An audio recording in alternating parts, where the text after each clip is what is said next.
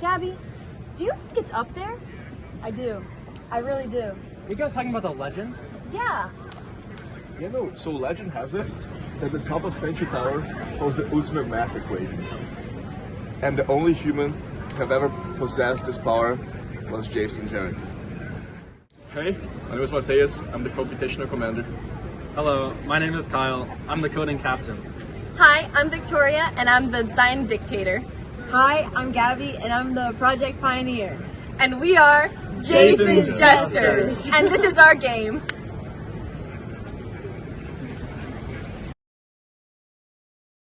Okay, so in order to open up the game, open up a new level, or close the game once the player has died, we needed two different screen fades.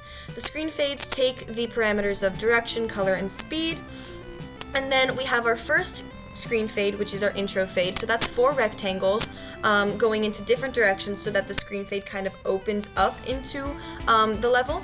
And then we have our death fade.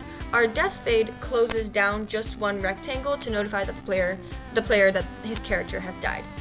So right here we have our class, our screen fade class, and then we have the directions coded and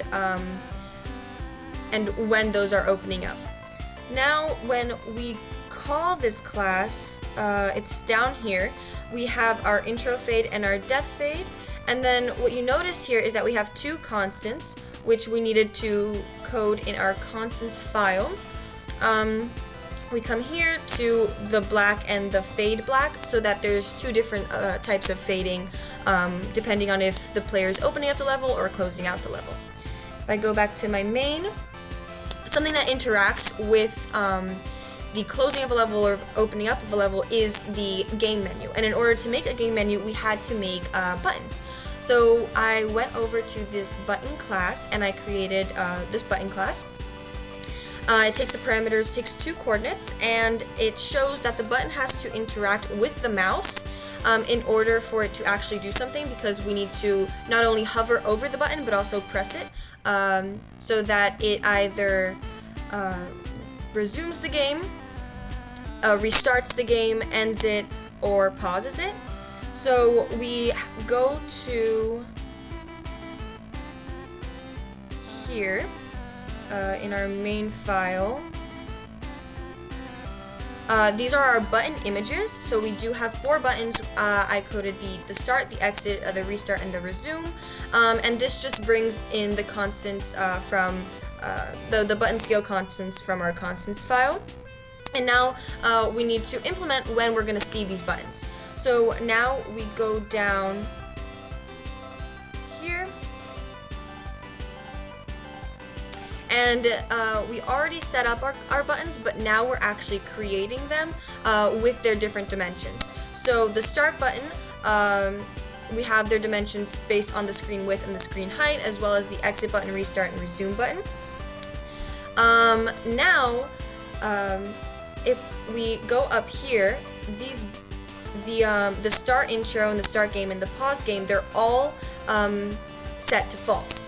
So once we go to our game loop, I coded the way that when something happens, they're set to true, and then they pop up on the screen. So here, the start button, when the start game and the start intro is set to true, the start button is drawn on the screen, and etc. Thank you. Hi, my name is Gabriella, and I'm going to be going over some of my major contributions to this project. As you know, when you play games, one of the main things that you interact with are the world around you and items that you can consume. I worked on both of these things, and one of my bigger contributions is working on world generation and the game loop, where it detects whether or not you have completed the level. So here we have,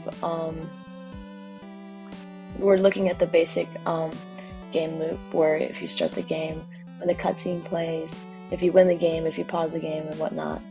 Here we're looking at other draw methods and event handlers. So my main contribution was in this event handler, which detected whether or not the level was complete. So basically, what I had done was I saw if the rectangle which contains the ladder that the character uses to change levels, if that rectangle collides with the rectangle of the player, using this var_rect kind of variable where it gives me a tuple that tells me the coordinates of this the area of the rectangle, and I would check that and see if it's the same as the world ladder tile, which is in this world class, and the ladder tile is a tile itself right here, where you would take a look at this rectangle and see if it collides with the player rectangle, and if that's true, then you move down here, right, where if the level is complete, well, we start the intro again, which is just basically the screen fading to black and then opening it up again, changing the level, going to the next level, right, when you hit the ladder. And then if you're at level 6, then you win the game. But for every other level, you have to recreate the world, right? So every time you change levels, you have to regenerate the world with all of the tiles, sprites, enemies, and whatnot. But you can't recreate the world without putting the player into a new position, because while the world gets recreated, the values and data associated with the player doesn't change. So you have to reset the player position to the position that the world class tells you to, which is this new pause here, where you would get the the position information for the player from the world class, and then set that information to the instance in main.py. And so that is the world generation per level.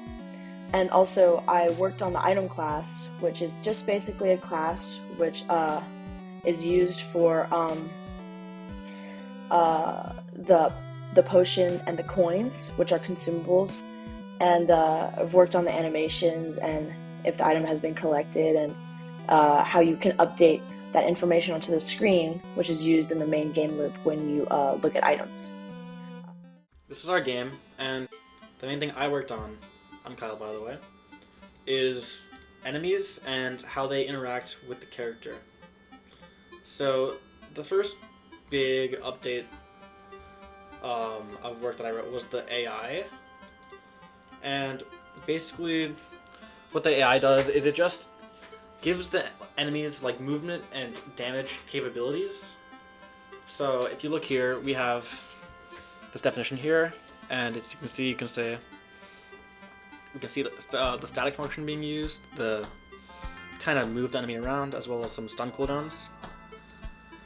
And then just kind of how I basically get the enemy to find the player and start going after them. So we have a line of sight, kind of imagine like an arrow that like points from the enemy towards the character when like everything's loaded into the game. And they kind of analyze exactly the center of the player and where they are. And what this is saying is if there's a wall, then they basically just don't move until they see the player. And this right here actually moves the enemy around. So like, for example, if they are on the right of the player, then they're gonna move like a certain opposite way. That way they're constantly going towards the center of the player's position. And you can see some more stuff. This is for the fireball boss that I also coded the way he would basically find you and shoot at you. But let's see it in game. Oh.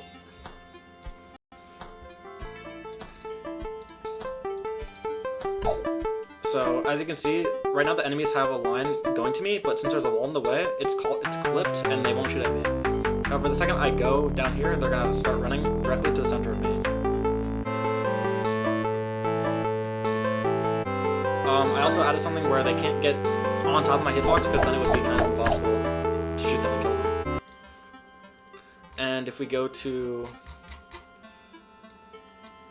level 5,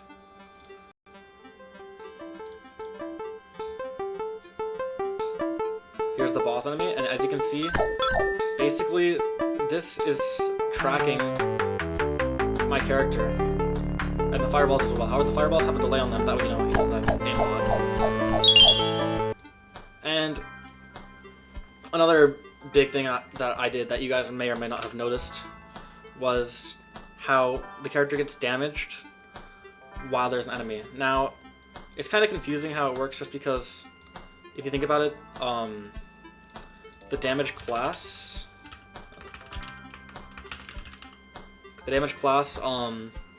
would just permanently be hitting you, right? However, that's why we have to have things like timers that doesn't let the enemy melt your health bar, as well as, you know, actual damage indicators, and just a health counter in here that is calculated by the damage in our constants. So, for example, we have, where is it?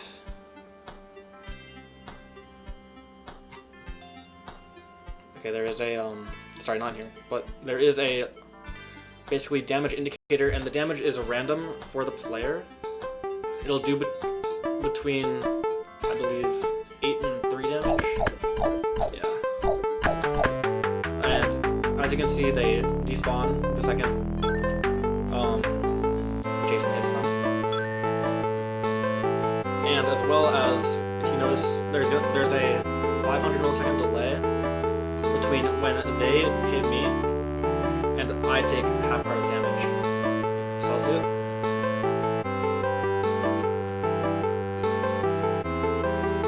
Game over. And just messing with the enemies was probably the biggest part of my contribution, other than like bug fixing and adding some small things. But yeah, thank you. My name is Mateus, and I'll be showing you the gameplay for our game, Jason's Journey. And you just start basically, just click start, you know, start or exit, and then we have our cutscenes. It had been a rough year at the University of Florida. Jason had been trying to solve Fermat's last theorem with no luck. All of a sudden, a book fell off his shelf. Its pages told the tale of the mysterious delight on the last floor of Sentry Tower. Loading up his lightsaber pistol, Jason was determined to get at the bottom of this. And so, our hero's journey begins. So, the main premise of the game, again, here real quick, the tutorial. If you get 3 coins, you can then convert it to a potion, kind of buying the potion, and the potion regenerates the player by half of a heart. And currently there's like around 5 levels. But again, the main premise is that our main character, Jason, is trying to get to the top of Sentry Tower here at UF, the University of Florida. And the mystery holds that the top of Sentry Tower has the greatest math equation that whoever possesses it gets like all knowledge in the planet, in the universe. So Jason over here is just running, just killing the enemies, collecting coins, just traversing. And it's in your best interest to get all the coins, because you may be able to convert them to more potions, more HP later on in the game. As you can see, I'm already down 1 heart, so not the best gameplay by your man over here. And then kind of just avoiding the skeleton. You don't get anything by killing them, but might as well just kill them, because why not? This level is kind of tricky because you just get storm at you, so you gotta act fast. Once again, not 3 enemies, you gotta act quick. You can just kind of run a little bit, dodge from them. And gonna be approaching here our 4th level, which is in fact not an actual level, as you see. So we get to our shop, and the shop you can buy the little potions. As you can see, we buy 3 perfectly. And if you attack the shopkeeper, he gets mad at you, because again, you shouldn't be attacking the shopkeeper. But again, we get to our final boss, and level 5. You could theoretically just run away, but that's not the hero that we know. That's not Jason. Jason is gonna go down fighting and killing this fireball shooting monster. So he finally kills the monster, just goes back, gets the potion just for an extra HP for no reason. His relentless pursuit, Jason had finally uncovered the ultimate math equation. But with this knowledge, the very essence of reality began to unravel. Visions of infinite equations danced before his eyes, warping his perception. In this moment of transcendence, he understood everything and nothing at all. He had ascended to godhood. At what cost?